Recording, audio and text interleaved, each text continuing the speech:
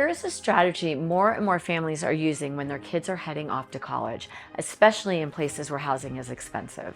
Instead of paying rent for 4 years, some families are actually buying an investment property near the university. Let me give you a real example. We recently helped a client purchase a property in Boulder because his son is going to school there this fall, and his younger son will be starting the following year. As many of you know, Boulder is not cheap, and once you add housing costs on top of tuition, it can become extremely expensive.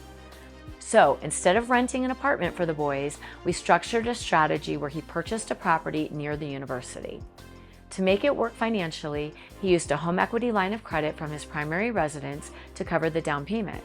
That way he did not have to sell investments or pull money out of other assets. Then we purchased a home where there were 3 additional bedrooms. Those rooms will be rented to friends of his son who are also attending school in Boulder. The rent from those students will cover most, if not all, of the mortgage payment, essentially creating very low cost, sometimes almost free housing for his kids while they are in college. But here's the really powerful part of the strategy. Instead of paying rent to a landlord for 4 years, he is now building equity through appreciation as the property increases in value, building equity through amortization as the loan balance is paid down, and potentially benefiting from tax advantages associated with investment property. So over the years, he's not just covering housing, he's building wealth at the same time.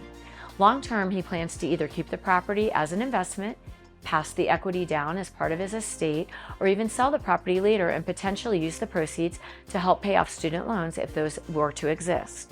It is a really smart strategy that turns what is normally a huge expense into a long-term asset. If you have kids heading off to college, especially in markets where housing is expensive, it may be worth exploring whether owning the property instead of renting could make sense for your family. If you have questions about this or just want to run the numbers, I'm your girl. Hit me up, let's talk about it, let's run some strategies and see if this could work for you.